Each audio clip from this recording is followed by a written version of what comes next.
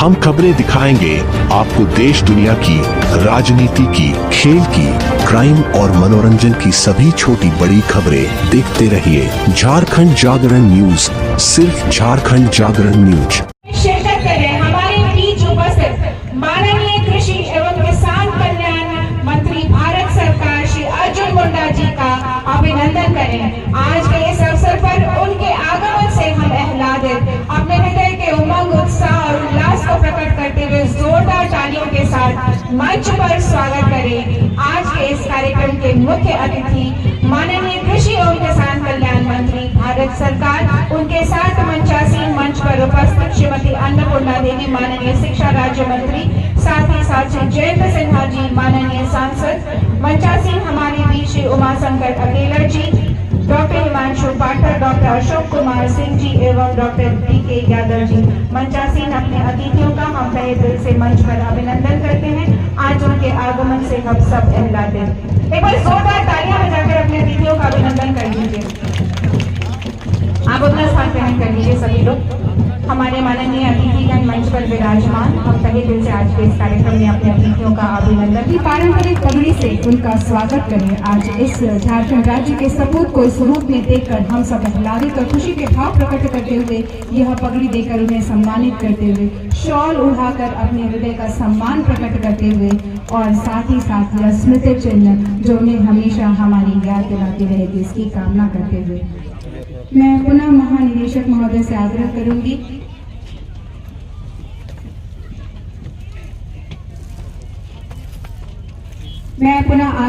कि श्रीमती अन्नपूर्णा देवी माननीय शिक्षा राज्य मंत्री जी हमारे बीच उपस्थित हैं, पगड़ी पहनाकर उन्हें सम्मानित करें और साथ ही साथ शॉल उड़ाकर उनका अभिनंदन करें, स्मृति चिन्ह उन्हें प्रदान करें। मैं पुनः महानिदेशक डॉक्टर हिमांशु पाठक जी से आग्रह करती हूँ कि माननीय सांसद महोदय हमारे साथ उपस्थित श्री जयंत सिन्हा जी यहाँ उपस्थित हैं, हजारीबाग के सांसद, मैं आग्रह करती हूँ शॉल उड़ाकर उन्हें सम्मानित करें और यह सम्मान की पगड़ी भेंट स्वरूप उन्हें प्रदान करें। यह शॉल सम्मान के भाव प्रकट करने का रूप है और यही शॉल उड़ाकर उन्हें सम्मानित करते हुए महानिदेशक डॉक्टर हिमांशु पाठक जी और ये स्मृति चिन्ह प्रदान करें। हमारे सभी अतिथियों का मैं मंच पर आमंत्रित करना चाहूंगी आज के सांसद जी से कि आज के इस अवसर पर महानिदेशक हमारे साथ उपस्थित डॉक्टर हिमांशु पाठक जी, सचिव तय महानिदेशक उपस्थित इस कार्यक्रम में पगड़ी पहनाकर उन्हें सम्मानित करें, उन्हें स्मृति चिन्ह प्रदान करें, शॉल उड़ाकर उनका अभिनंदन करें।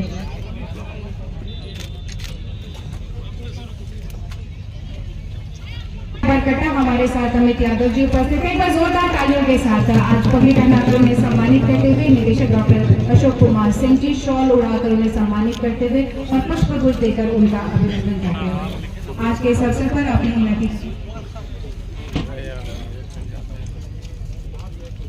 अतिथियों का अभिनंदन किया और हमारी परंपरा रही है कि हम ICR भारत की सुखद प्रतीक हरित भारत की कृषि धन पशुधन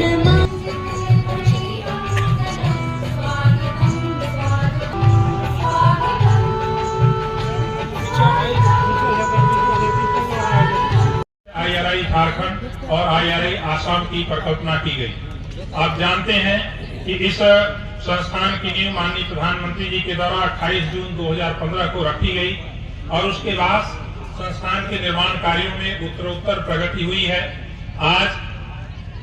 छात्राओं के लिए छात्रावास 156 रूम्स जिसमें हैं,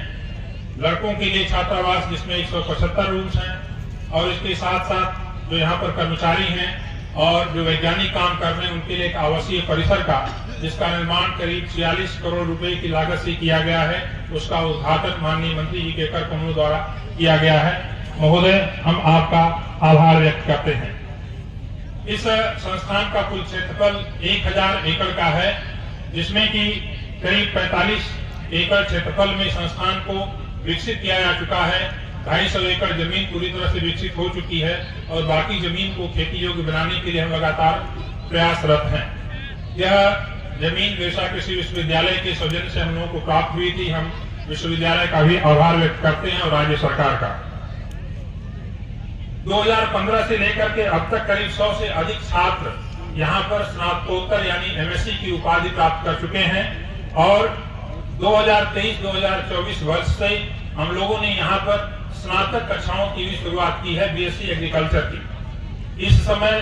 कुल मिलाकर के 200 से अधिक छात्र कैंपस में पढ़ाई कर रहे हैं और ये संख्या उत्तरोत्तर बढ़ने वाली है। महोदय, इस संस्थान के माध्यम से पूर्वी भारत में और पूर्वोत्तर भारत में हरित क्रांति जो दूसरी लानी है उसके लिए हमें सुनिश्चित करना है कि प्रथम हरित क्रांति के दुष्प्रभाव आए रासायनिक दवाओं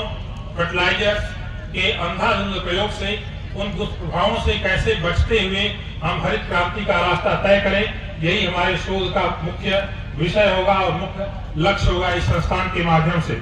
यह संस्थान कृषि, पशुपालन, मत्स्यिकी, बागवानी एवं वानिकी विषयों पर उच्च शोध, शिक्षा एवं प्रसार के लिए समर्पित है और एक सतत क्रांति की ओर से इस संस्थान के माध्यम से हम आगे बढ़ेंगे। आप सभी लोगों का एक बार पुनः हृदय की गहराई से धन्यवाद देते हुए मैं अपनी वाणी को विराम देता हूँ। बहुत बहुत धन्यवाद। जय हिंद, जय भारत। भारतीय कृषि अनुसंधान परिषद के तत्वाधान में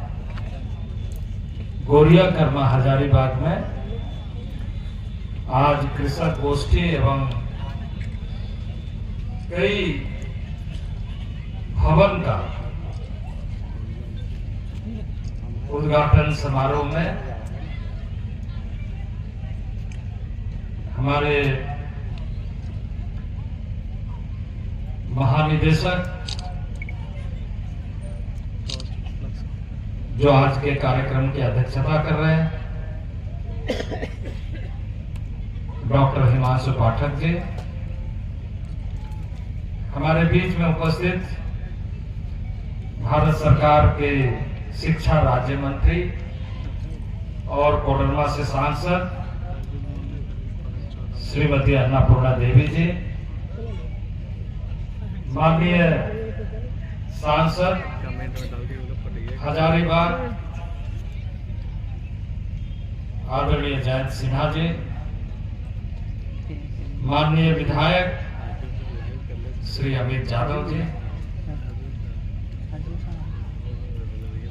हमारे सहायक महानिदेशक भारतीय कृषि अनुसंधान परिषद डॉक्टर डी.के. यादव जी, हमारे निदेशक भारतीय कृषि अनुसंधान परिषद के डॉक्टर अशोक कुमार सिंह जी, पूर्व विधायक एवं पूर्व मंत्री रहे मंत्री श्री मनोज यादव जी,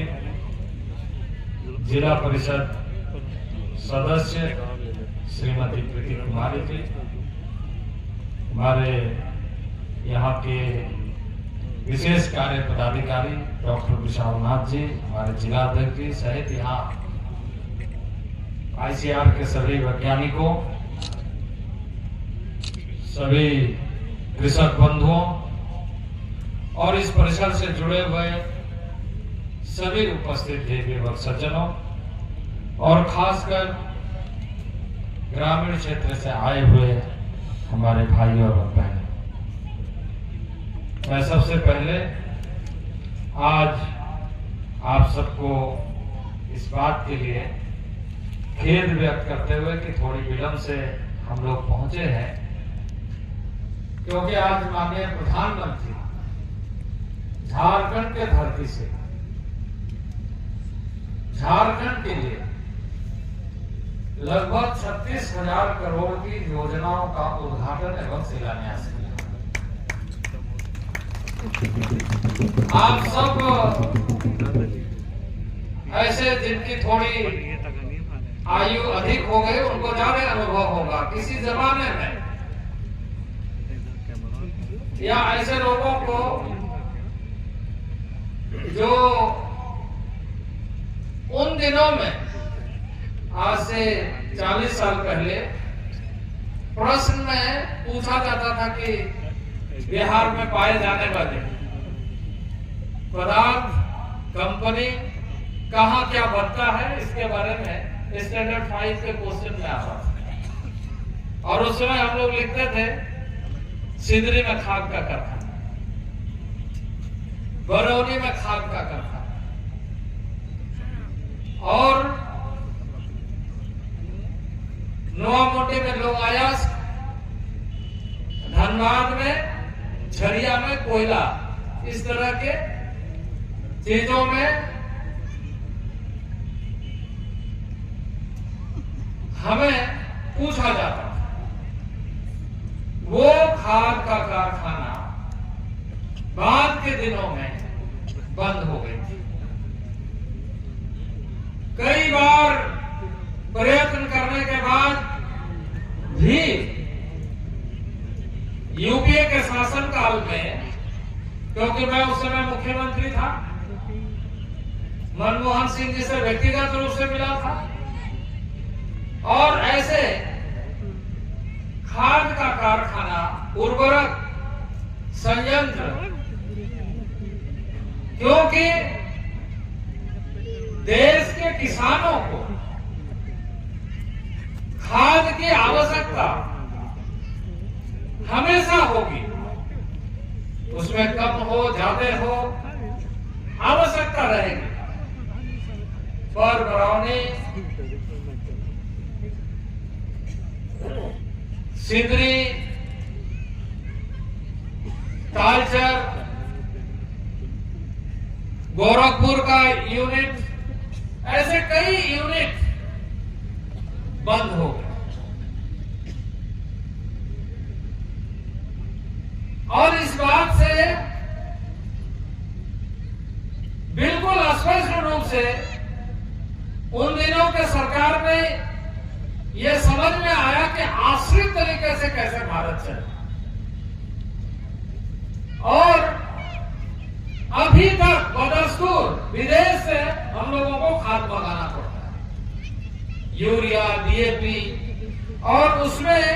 उसकी जो लागत है वो इतनी अधिक है कि उसमें सब्सिडी देने के बाद भी किसान कई बार उस दर पर सही समय पर उपलब्ध, कई कारणों से, क्योंकि उसे ट्रेन के माध्यम से लेके आना है, पोर्ट से उठा करके लेके आना, समय पर उपलब्ध नहीं। देश के प्रधानमंत्री ने इस बात का संकल्प लिया कि हमें उन खाद कारखानों को फिर से प्रारंभ करते हुए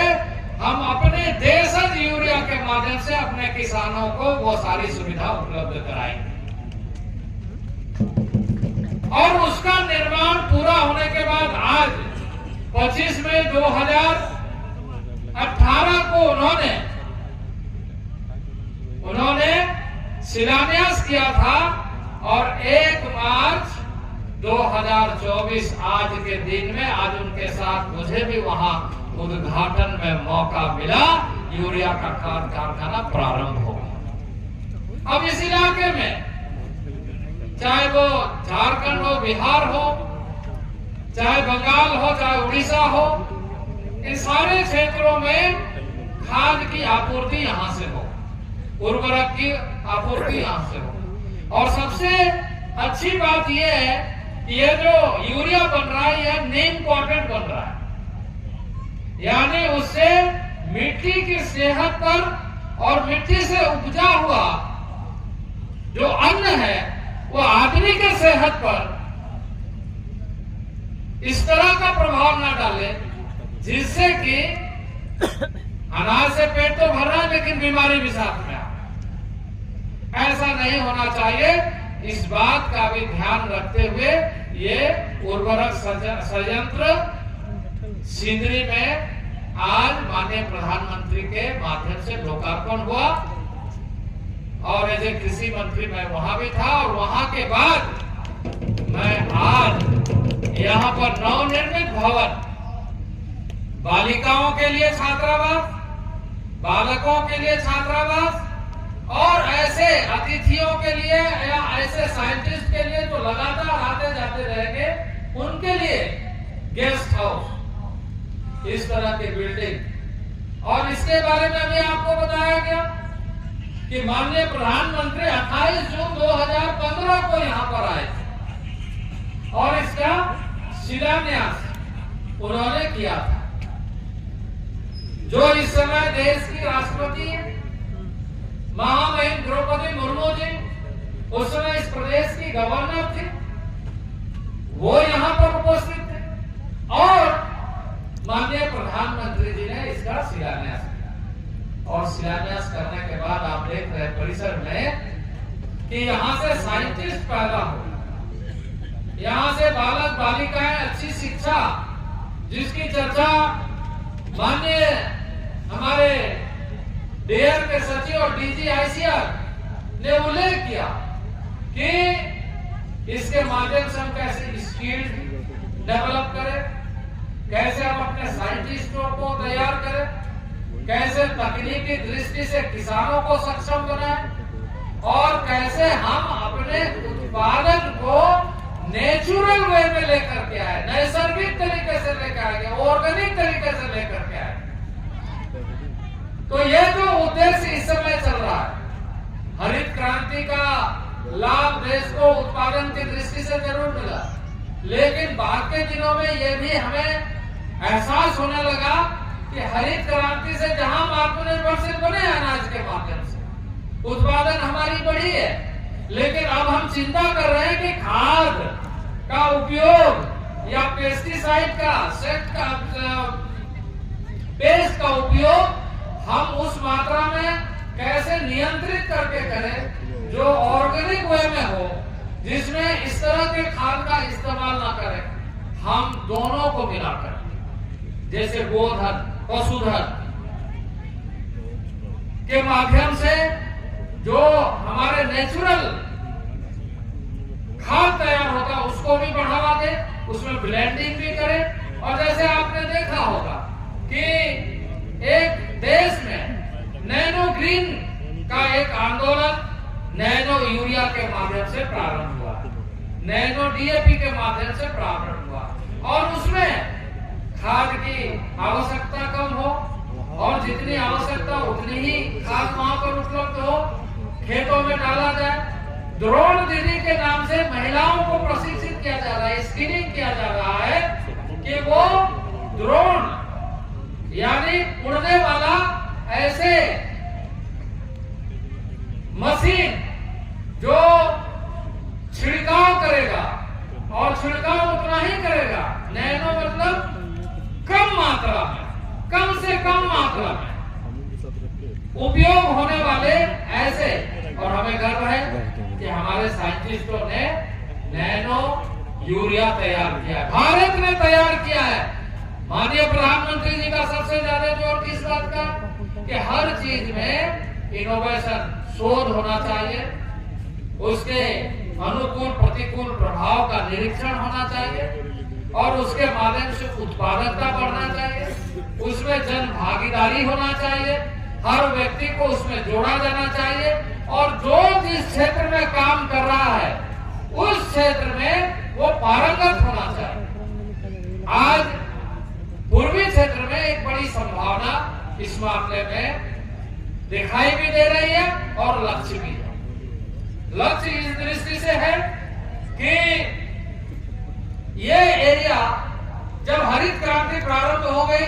तो उस समय इस एरिया में उतना ज्यादा उत्पादन के दृष्टि से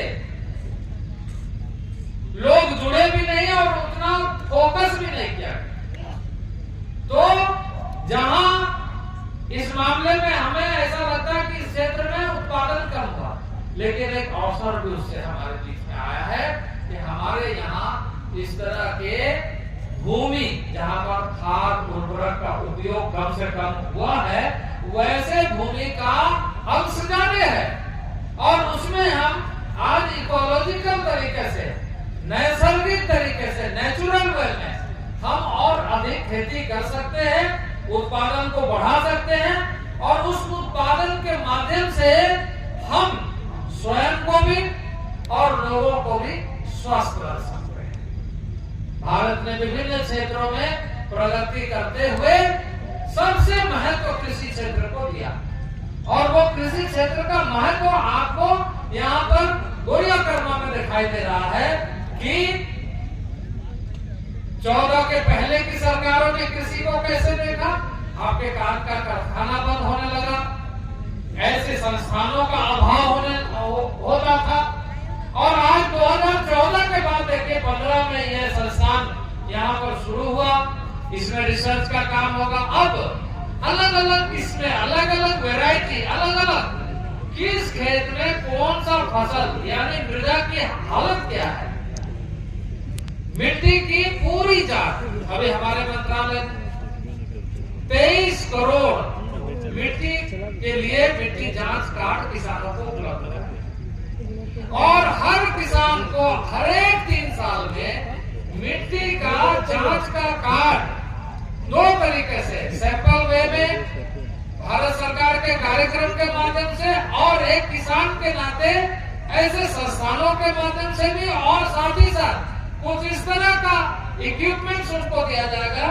जो तत्कालिक दृष्टि से वो अपने मिट्टी की सेहत का अंदाजा लगा सकता है।